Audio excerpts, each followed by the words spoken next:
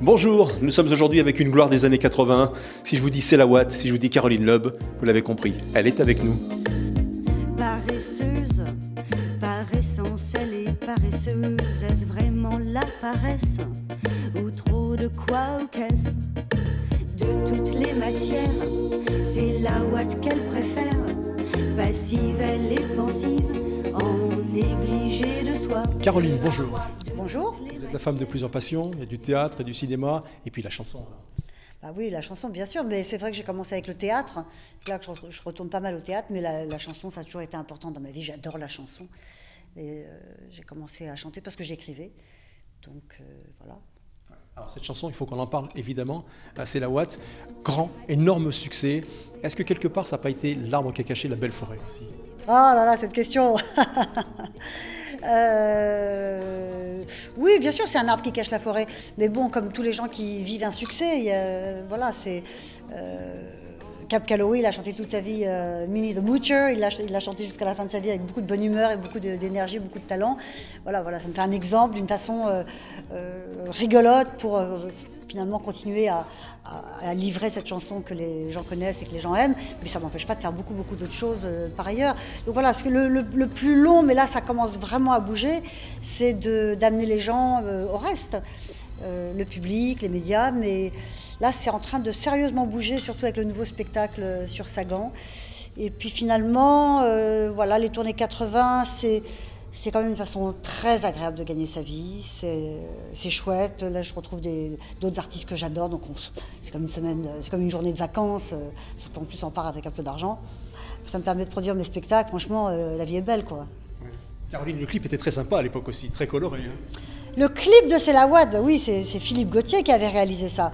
Philippe Gauthier, c'est un des grands clippeurs des années 80. C'est évidemment Marcia Baila, Andy Derrita, c'est des clips de Dao incroyables. C'est quelqu'un qui a beaucoup compté dans les clips, qui avait une vraie culture, c'est Lio bien sûr, qui avait une vraie culture de cinéma.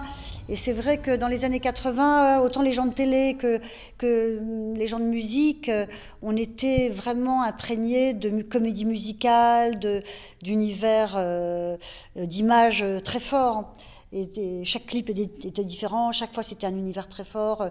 Bon, le mien c'était une référence à Gruau, qui était le grand dessinateur de Dior et des années 50-60, je crois, qui était un graphiste absolument génial.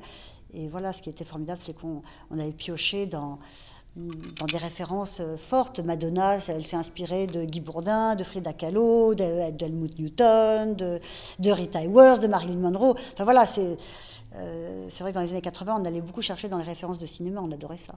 Je sais que vous avez rencontré des personnes fabuleuses et des personnes qui vous ont marqué. J'aimerais que vous me disiez quelques mots sur Arletty. Arletty, j'adore Arletty. Atmosphère.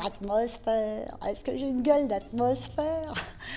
Arletty, alors, on m'a beaucoup dit que je faisais penser à elle, la gouaille sans doute. Et mes premières attachées de presse, c'était un couple qui s'appelait Baudot et La Traverse. Et elles étaient très copines avec Arletty. Et un jour, elles m'ont fait le cadeau de m'emmener chez Arletty. Et ça reste un souvenir extraordinaire. C'était son petit appartement vers Mirabeau, et donc elle était déjà aveugle, et j'avais des très grosses boucles d'oreilles. Là maintenant je sais un peu tout au poignet, mais à l'époque c'était des énormes boucles d'oreilles. Donc elle s'approche de moi, puis elle me touche le visage comme ça, et puis elle tombe sur les boucles d'oreilles, elle fait « Mais qu'est-ce que c'est beau !» Et elle avait un rire de petite fille, elle était pleine de fraîcheur, de jeunesse, d'enthousiasme. Et Baudot lui avait dit « Ah, Caroline Loeb, elle a la bouche de travers. » Elle avait dit « Oh, ben comme Maud Lottie, ça vous portera bonheur. » C'était la reine du music-hall. Voilà, elle était merveilleuse. J'adore Arletty.